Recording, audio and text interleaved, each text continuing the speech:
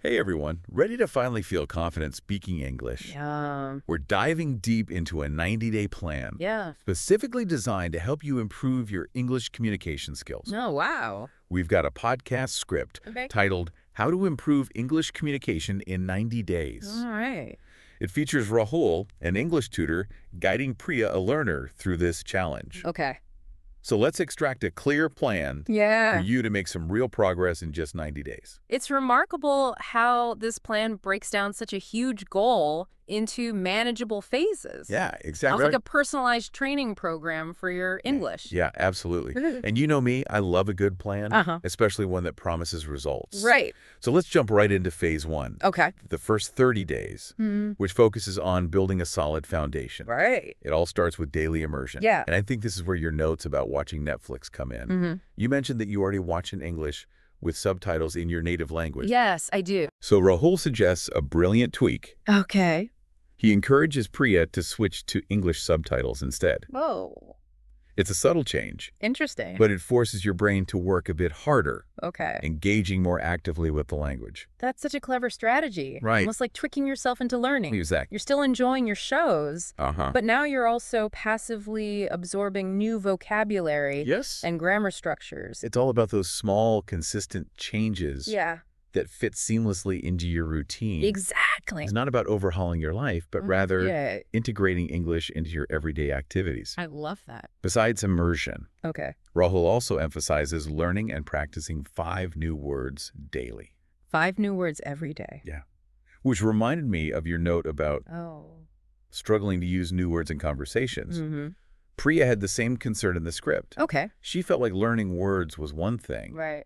but actually using them was a whole different ballgame. I think that's a common hurdle for many language learners. Yeah, definitely. Rahul suggests creating short stories or dialogues using the new words, Oh, interesting. almost like giving them a test drive Okay, in a controlled environment.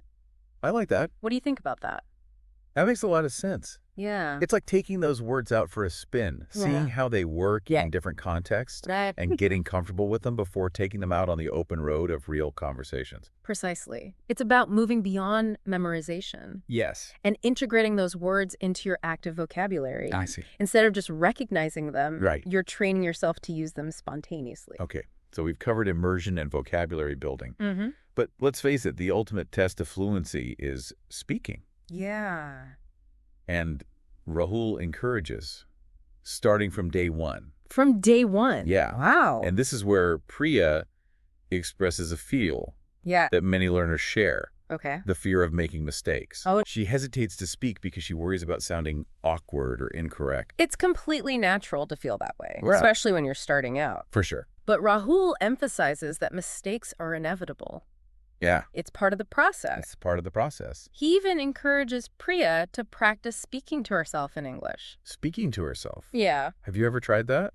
It may sound a bit silly, Yeah. but self-talk is a powerful tool. Okay. You can describe your day, narrate your actions, Mhm. or even have imaginary conversations. Wow. It's a safe space to experiment, I see. make mistakes, and build that initial confidence. So it takes the pressure off. So Exactly. it's like having a private rehearsal before the big show. Yeah, like a rehearsal. You can work out the kinks, refine your pronunciation, and get comfortable with the flow of the language. Absolutely. It's about building that muscle memory. Muscle memory. So when you do have conversations with others, Yeah. it feels more natural and less intimidating. So there you have it. The first 30 days are all about laying that solid foundation, The first 30 days. immersing yourself in English, Okay. building your vocabulary, and overcoming the fear of speaking, even if it's just to yourself. Right. These small but consistent habits set the stage for some serious progress Yeah. in the next phases. It's like a warm-up. Yeah, exactly, like a warm-up, Get you ready. getting those muscles ready Yeah. for the real deal. For the main event. For the main event, exactly. All right, let's move on to phase 2, days 31 to 60. Okay. You've built a solid foundation. Mm-hmm. Now it's time to really focus on fluency and confidence. Fluency and confidence. And one technique Rahul introduces in the script is called shadowing. Shadowing. And remember, you had a question about this in your notes. Yes, I was curious how effective it really is, especially for improving pronunciation. Well, Rahul explains it as basically listening to a sentence Okay. and then immediately repeating it out loud, trying Yeah. to match the speaker's pronunciation and tone Yeah. as closely as possible. So you're like mimicking them. You're mimicking them, exactly. Okay. It sounds simple, Yeah. but I can see how it could be really beneficial. Yeah. By mimicking native speakers, Mm-hmm. you're not just working on pronunciation. Right. You're also absorbing their rhythm, intonation, Mm. and natural flow. It's like you're internalizing the music of the language. Exactly. Rahul compares it to learning a song. A song. You don't just learn the lyrics. Right. You pay attention to the melody, the pauses, the way the singer delivers the words. I see. And he suggests using podcasts, audiobooks, or even your favorite English songs. Oh, I love that idea. Imagine shadowing like a comedian. Oh, yeah. You'd not only pick up their pronunciation, but also their comedic timing, their pauses, Right. the way they emphasize certain words for effect. It's like a master class in delivery. Exact. It's not just about sounding like a robot repeating words. Oh, not at all. It's about capturing those nuances Yeah. that make spoken English so engaging and expressive. Yeah. And I think that addresses my comment about pronunciation. Uh-huh. By repeatedly mimicking native speakers, Yeah. you're training your mouth muscles to form those sounds correctly, Right. to get the intonation right, to really embody the sounds of English. It makes sense. Yeah. It's like any physical skill, the more you practice, the more natural it becomes. Practice makes perfect. Exactly. Practice makes perfect. But speaking of practice, Yes. Rahul also stresses the importance of actually having conversations Right. with real people in this phase. With real people, and I think this is where your note about finding conversation partners comes in. Yes, exactly. You mentioned that you don't have many opportunities to speak English in your daily life. That's right. And Priya had the same issue in the script. Okay. She lives in a place where English isn't widely spoken. Yeah, that's a common problem. So Rahul offers some practical solutions, Like what? like joining online speaking groups, finding language partners through apps, or even participating in online forums. Those are great ideas. These online platforms are a game changer for language learners. Really? Oh yeah, you can connect with people from all over the world, share your experiences, and practice your English in a supportive environment. It's like having a global network of language buddies. Yeah, exactly. That's amazing. And it addresses another point you raised in your notes, Which one? the fear of making mistakes in front of others. Oh, yeah, that's a big one. Remember, Rahul emphasizes communication over perfection throughout the entire plan.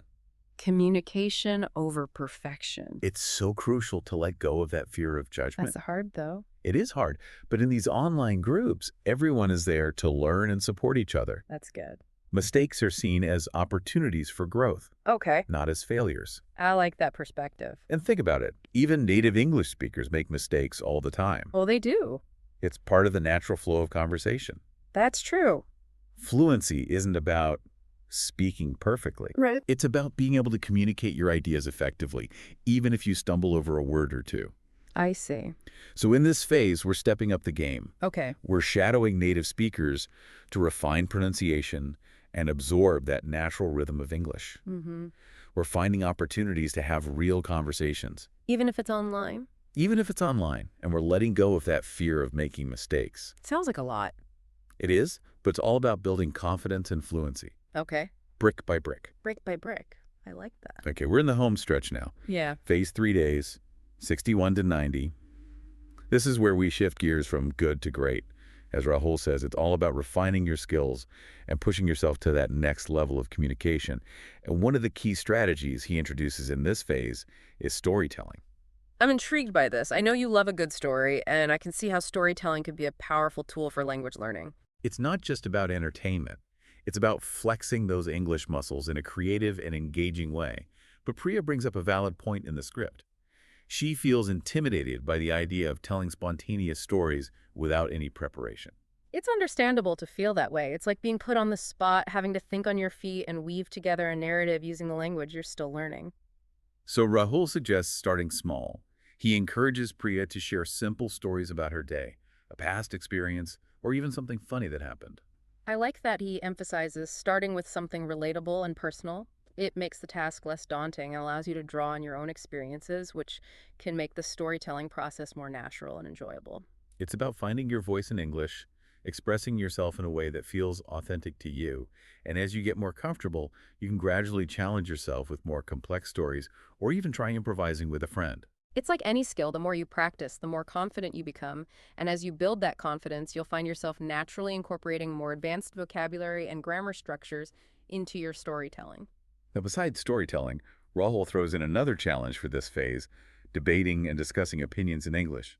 I remember you mentioned in your notes that you sometimes struggle to express your viewpoints clearly in English, especially in more formal settings. Yes, that's definitely an area I want to improve on debating. Seems like a great way to push myself out of my comfort zone and really hone those critical thinking and communication skills. Rahul emphasizes that debating isn't just about winning an argument, it's about learning to articulate your thoughts, clearly supporting your points with evidence, and respectfully engaging with different perspectives. Those are invaluable skills, not just for formal debates, but for everyday life. Whether you're discussing a project at work, navigating a disagreement with a friend, or simply expressing your opinion on a topic you care about, being able to communicate your thoughts effectively in English is essential. Absolutely.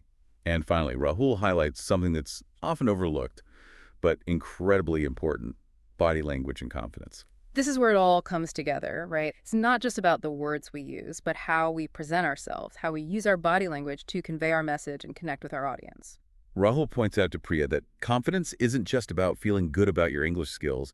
It's also about projecting that confidence through your posture, your eye contact, your gestures. It's about owning your space, speaking with a clear and strong voice, and letting your personality shine through, even if you're not speaking perfectly. It's like that saying, it's not what you say, but how you say it. And that applies to any language, but especially when you're learning a new one. So we've covered a lot of ground in this deep dive. We've extracted a comprehensive 90-day plan that takes you from building a solid foundation to mastering advanced communication skills, all with a focus on fluency confidence and real-world application. And the beauty of this plan is that it's adaptable. You can tailor it to your specific needs and goals, focusing on the areas where you feel you need the most improvement. It's not a one-size-fits-all approach, but a framework that you can personalize to fit your learning style and your life. So what do you say? Are you ready to take on this 90-day challenge and unlock your English fluency? Remember, consistency is key. Start small, stay committed, and don't be afraid to make mistakes along the way. Imagine yourself 90 days from now, engaging in conversations with confidence and ease, expressing yourself freely and authentically in English. That vision can become a reality if you start today and embrace the journey. And we'd love to hear about your progress. What's your biggest English learning challenge right now? Share it with us in the comments. And who knows, maybe we'll tackle it in our next deep dive. Keep practicing, keep learning, and keep those English muscles flexing. Until next time, happy learning.